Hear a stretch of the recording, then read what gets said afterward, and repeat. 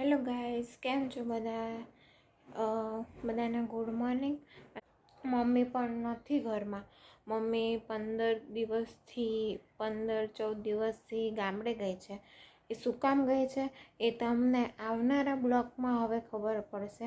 અને હું હવે આજથી ડેલી બ્લોગ કરીશ, એટલે 4-5 દિવસ. અને હું ગામડે જઉં એટલે આઈ થિંક ત્યાં નેટવર્કનો બહુ ઇશ્યુ થાય છે, એટલે હું પાછી અમદાવાદ આવીશ ત્યારે બધા બ્લોગ્સ એડિટ કરીશ, પછી મૂકીશ.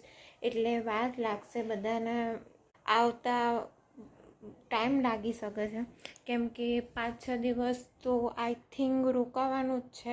અને ગામડે શું છે, શેના માટે અમે જઈ રહ્યા છે, એ બધું તમને આવનારા બ્લોગમાં ખબર પડશે. અને અત્યારે તો મેં કચરો વાળી દીધો, બધું થઈ ગયું છે.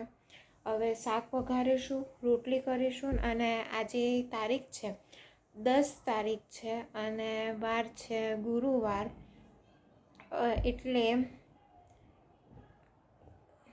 એટલે આવનારા બ્લોગમાં ઘણું બધું તમને જોવા મળશે, જાણવા મળશે.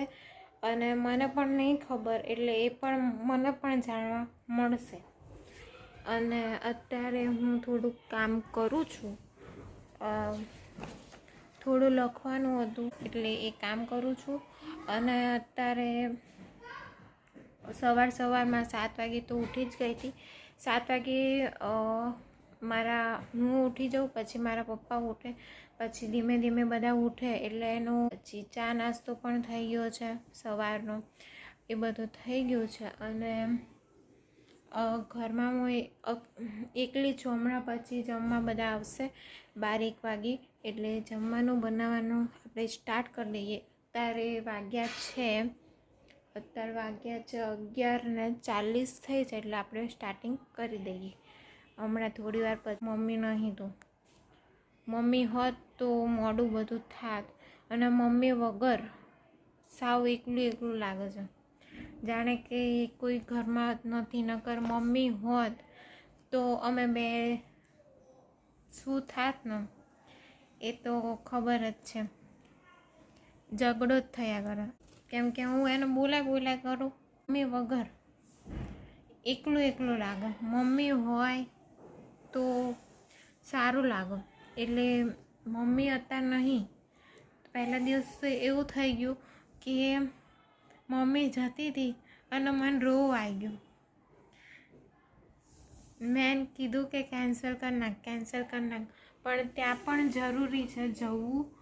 ત્યાં પણ થોડુંક કામ હતું. મમ્મી વગર સવારમાં ઘણું બધું કામ આપણા માથે આવી જાય. મમ્મી જતી રહે એટલે ઘણું બધું આપણને શીખવા મળે, જાણવા મળે. એવી વસ્તુ આપણને ખબર પડે કે ના, આવું કરવાથી આવું થાય, આવું કરવાથી આવું થાય. મમ્મી હોય તો આપણે કંઈ વાંધો ના આવે, મમ્મીને પૂછીને આપણે કરીએ. અત્યારે તો મમ્મી નથી, કોઈ નથી, તો બધું કોને પૂછવા જોયું એવું થાય. હવે એકલા તો મને ના ખબર હોય કે શું કરું શું ના કરું. મમ્મી હોય તો આપણે કંઈક નવું કામ કરીએ. ભાઈને ક્યારનો ફોન લેવું કરે છે. હું પણ એને કહું છું ફોન તું લઈ લે, તારે અત્યારે જરૂર છે. આ ફોન તૂટી ગયો છે કે ગમે તે થયું છે, એકવાર રિપેર કરાવી દીધો છે, અહીંયા રબર લગાવી દીધું છે, તોય હજી પણ માનતો નથી કે ના, આ ફોન હું યુઝ કરીશ. અને ફોન ઘરે મૂકીને જ જાય છે. બીજો એની પાસે ફોન છે પપ્પાએ નવો લીધો હતો હમણાં, એટલે એ પપ્પાનો યુઝ કરે છે જૂનો ફોન. અને આ એનો લગભગ 10માં પછી લગભગ આ પપ્પાએ ફોન લીધો હતો ત્યારનો આ ચાલુ છે. અને આ જો આ શું થાય, ઘડી અત્યારે ચાલુ અને ઘડે આવું થયા કરો. બંધ થાય ચાલુ થાય, બંધ થાય ચાલુ થાય, અને ઝટકા માર્યા કરો, ઘડે ઝટકા મારો. ક્યારની કહું તું લઈ લે ફોન, તું લઈ લે. ના, ફોન તો લેવાનો નહીં કે કંઈ નહીં, જ્યારે લેવો હશે ત્યારે લઈ લેશે ફોન. આપણે અત્યારે રસોઈ બનાવવા જઈએ, હમણાં બધા આવશે. ઓકે, જઈએ આપણે રસોડામાં. આપણે રસોડામાં આવી ગયા છીએ. હવે આપણે મગનું શાક બનાવવાનું છે. મગનું શાક બનાવીએ તો એક જણનું જ મગનું શાક, એક જણનું જ મગનું શાક ખાવાનું છે. પપ્પા તો લગભગ નહીં ખાય અને હું પણ નહીં ખાવાની શાક. અને ડેલી શેનું શાક બનાવ્યું ને એ આપનો વિચાર આવે કે દરરોજ શેનું શાક બનાવ.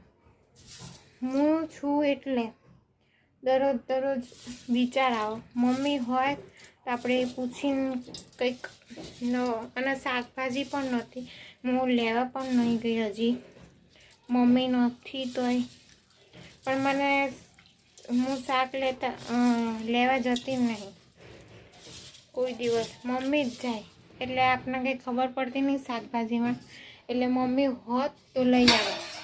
મમ્મી નથી અત્યારે એટલે શાક પણ લેવા જાય. અને અત્યારે શાકની એટલી બધી જરૂર નથી કે લેવા જ જાય શાક. આપણે પપ્પા લગભગ દહીં ખાશે. આપણે ભાઈ માટે બનાવવાનું છે મગનું શાક. આપણે મગનું શાક બનાવી દઈએ. અને આઈને મગ પલાળીને મૂકી રાખ્યા હતા એટલે આપણે કુકરમાં નાખવાના છે. કુકરમાં નાખી દઈએ, ત્યાં સુધી રોટલી પણ કરી નાખીએ. શાક મૂકી દીધું છે બાફવા, મગનું શાક. એટલે હવે આપણે થોડી વાર રોટલી મોડાથી કરીએ અને ત્યાં સુધી થોડી વાર ટીવી જોઈ લઈએ. આપણે ટીવી ચાલુ કરી દઈએ. ટીવી 2 દિવસ એમને પડી છે એટલે કે જોઈ નથી એમને, એટલે આપણે આજે જોઈ નાખીએ. આજે છે ગુરુ પૂર્ણિમા. મારા અને મારા પરિવાર તરફથી હેપી ગુરુ પૂર્ણિમા.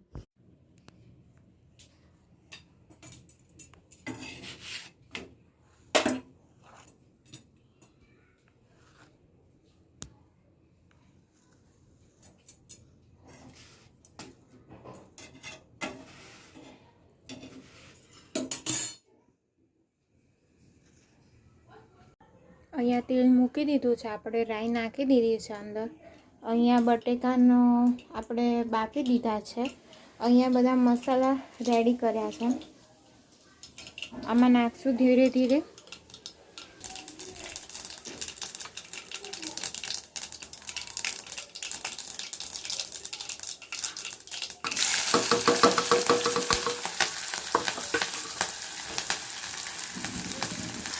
આપણે આમાં લીમડો નાખ્યો છે, મરચાં લીલા નાખ્યા છે, થોડાક તીખા નાખ્યા, થોડાક મોડા મીડિયમ નાખ્યા છે. બંને મિક્સ એટલે વધારે તીખું થાય ને. તમારે જેટલું તીખું કરવું હોય એટલું તમારે તીખું કરવાનું.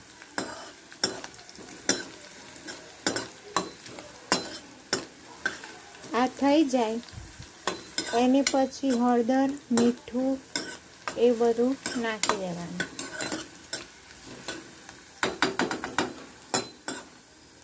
આમાં બધું નાખી દીધું છે આપણે. ચટણી, હળદર, પછી તમે જો ગરમ મસાલા ખાતા હોય તો ગરમ મસાલો નાખવાનો. આપણે પ્લેટફોર્મ સાફ કરી દીધું છે અને હવે આપણે મસાલો લઈને નીચે બેસી જઈએ કરવા. અને પંખો ચાલુ કરી દીધો છે અને ઓલરાઉન્ડ બી ચાલુ કરી દીધું, કારણ કે મચ્છર બહુ વધારે આવી ગયા છે અને બહુ કરડે છે. એટલે આપણે ઓલરાઉન્ડ ચાલુ કરી દીધો અને પંખો પણ ચાલુ કરી દીધો છે. હવે આપણે આમાં ગરમ થઈ જાય એટલે આપણે ફટાફટ ભરીને પછી ખાવા બેસાડી દઈએ. સાંજે સેન્ડવિચનો પ્રોગ્રામ હતો અને મારા ભાઈનો ફરમાઈશ હતી કે મારે ચીઝવાળી ખાવી છે, તો એ બધું લઈને આવ્યો વસ્તુ બહારથી. એ પછી બધું બનાવવા માંડ્યો અને પછી મારા પપ્પાને મારા ભાઈને ખવડાવી દીધો અને છેલ્લે મારો નાનો ભાઈ અને હું બેઠા જમવા માટે અને બહુ સરસ સેન્ડવિચ બની હતી. જો તમને આ વિડીયો ગમે હોય તો લાઈક કરો, શેર કરો અને સબસ્ક્રાઈબ કરો. બાય.